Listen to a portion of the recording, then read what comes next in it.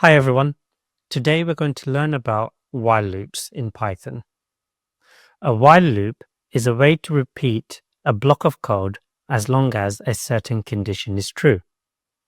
For example, imagine you're asking your parent for permission to go to the park and they keep saying no. You might keep asking until they finally say yes. That's exactly what a while loop does. It keeps repeating until the condition changes. In this lesson, we'll also learn how to use if statements inside while loops and how to generate random numbers using functions. Let's get started. By the end of this lesson, you'll be able to understand how a while loop works and its structure, use while loops in real life examples like asking for permission or counting numbers, add counters to keep track of how many times a loop runs. Use if statements inside while loops to make decisions based on conditions. These skills will help you write programs that can repeat tasks efficiently. Let's dive into the details. A while loop has a simple structure. It starts with the keyword while, followed by a condition. If the condition is true, the code inside the loop runs. After the code runs, the condition is checked again. If it's still true, the loop repeats. This continues until the condition becomes false. For example, if you're waiting for it to stop raining, the condition may be, while it is raining, the loop will keep running until it stops raining. Let's look at some examples to make this clearer.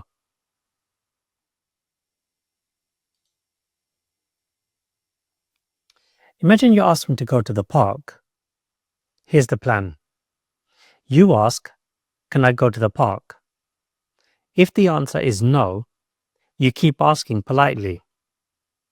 Once you get a yes, you say thanks. In code terms, the loop keeps running while the answer is no. The moment it changes, the loop stops. It's that simple.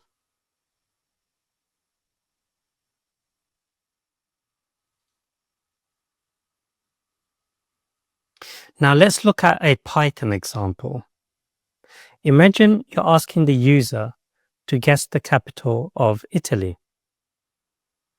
The loop keeps running until they guess correctly. So in this code, the loop continues as long as the answer is not equal to Rome. Once the user guesses correctly, the loop ends. And the program prints, "Well done." This is a great way to use while loops for quizzes or games. Let's look at another example. Imagine you're adding numbers entered by the user until they type 0. You can see the pseudocode on your screen. So in this example, the loop keeps running as long as the user doesn't enter 0. It counts how many numbers were entered and calculates their total. This is a useful way to use while loops for calculations.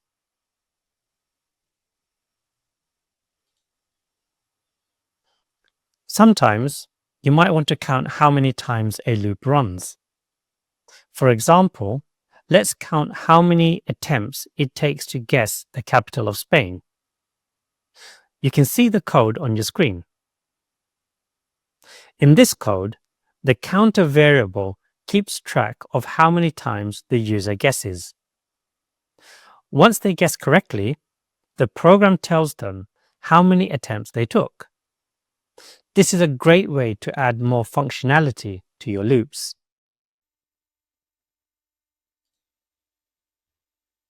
You can also use if statements inside while loops to make decisions. For example, let's create a password checker with 3 attempts. In this code, the loop runs as long as the user has attempts left. If they enter the correct password, the loop ends.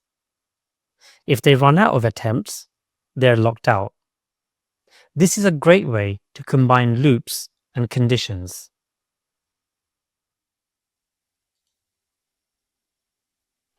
Let's create a fun game where the computer picks a random number between 1 and 100, and you have to guess it. The game will tell you if your guess is too high, too low, or correct. It will also keep track of how many attempts you take. This is a great way to practice while loops and random numbers. Let's plan the code in the next slide.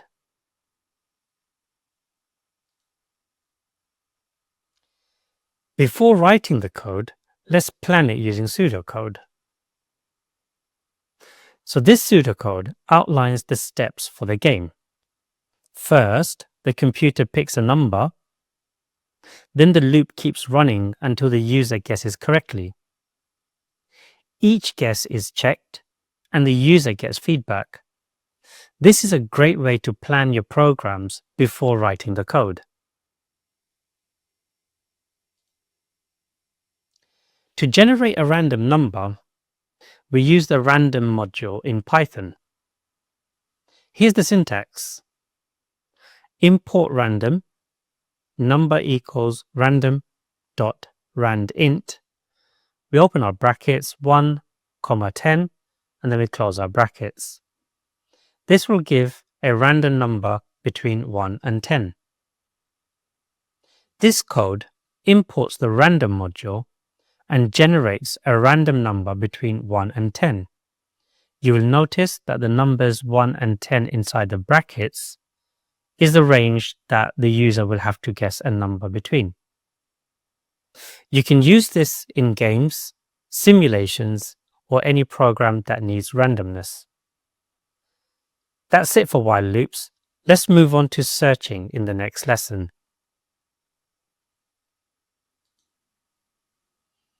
So in this lesson, to recap, we've learned how to use while loops, how to add counters, use if statements, and even plan a game with pseudocode.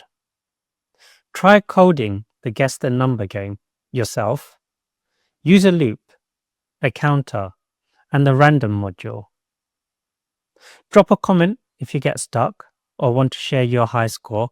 Don't forget to like and subscribe for more coding adventures, and see you next time. Bye for now.